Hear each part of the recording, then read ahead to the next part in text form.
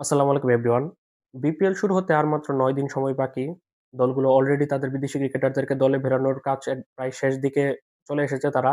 কারণ এখন আর বিদেশি ক্রিকেটার যেগুলো আপডেট আসবে সেগুলো খুব অল্প সংখ্যকই আসবে। কারণ যারা দল গুছানোর তারা অলরেডি দল গুছিয়ে নিয়েছে। এখন আইএল টি-20 শেষে কিছু নতুন আপডেট আসবে। তবে বিপিএল এ ২৬ ডিসেম্বর থেকে শুরু হয়ে বিপিএল এ যেসব ক্রিকেটার বিদেশিরা খেলবে সেগুলো কিন্তু মোটামুটি চূড়ান্ত হয়ে গেছে।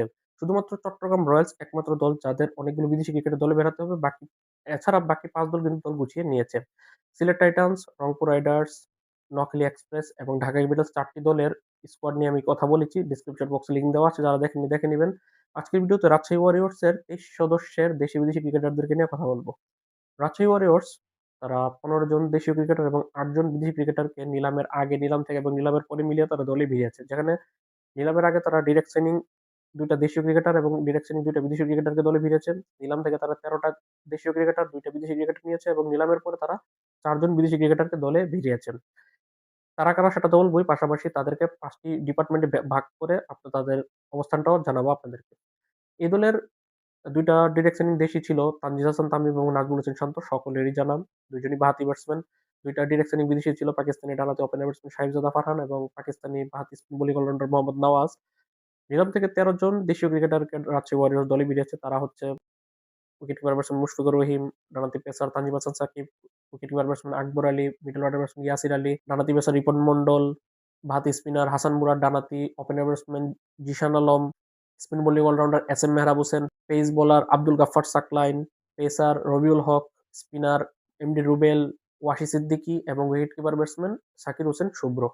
তারা নিলাম থেকে ২ টা বিদেশি ক্রিকেটারের দলে ভিড়িয়েছে শ্রীলঙ্কার লেগ স্পিনিং অলরাউন্ডার দুশান হেমন্তা এবং পাকিস্তানি পেস বোলিং অলরাউন্ডার জানদাত খানকে।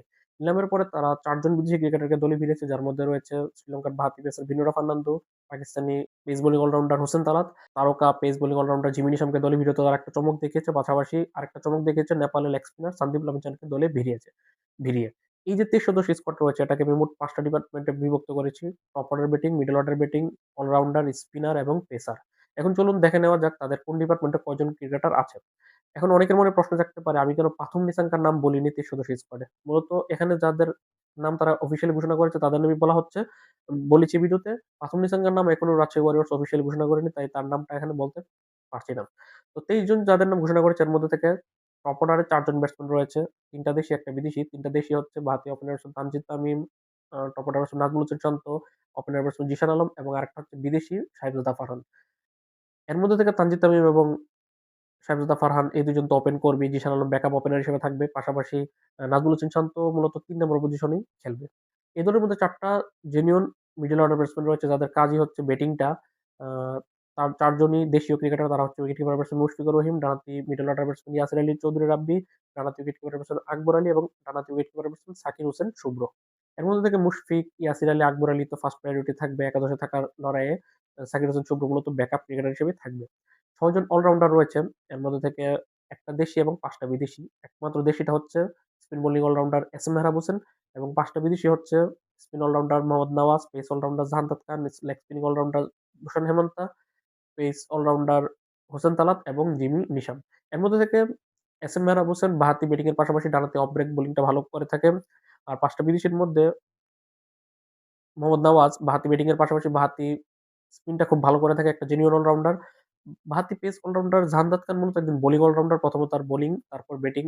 আ এখানে দুষ্যন্ত হেমন্ত লেগ স্পিনিং অলরাউন্ডার, ব্যাটিং এর পাশাপাশি বোলিং ২ টা ডিপার্টমেন্টেই কাজ করে থাকে। তবে তার মূল স্ট্রেংথ টা হচ্ছে তার বোলিং। আর হোসেন তালাত বাঁহাতি ব্যাটিং এর পাশাপাশি ডানহাতে মিডিয়াম পেস বোলিং করে থাকে। তার মূল স্ট্রেংথ হচ্ছে তার ব্যাটিং। সে একজন ব্যাটিং অলরাউন্ডার। অন্যদিকে জিমি নিশাম একজন জেনুইন অলরাউন্ডার।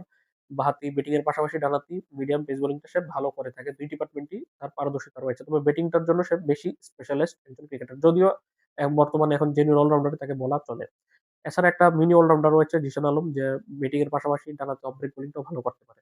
এই দলে ৪ টা জেনুইন স্পিনার সাথে ৪ টা স্পিন বোলিং অলরাউন্ডার রয়েছে। স্পিনারের মধ্যে ৩ টা দেশি এবং ১ টা বিদেশি। ৩ টা দেশি হচ্ছে আ বাঁহাতি স্পিনার হাসান মুরাদ, ডানহাতি স্পিনার এমডি রুবেল এবং লেগ স্পিনার ওয়াসি সিদ্দিকী।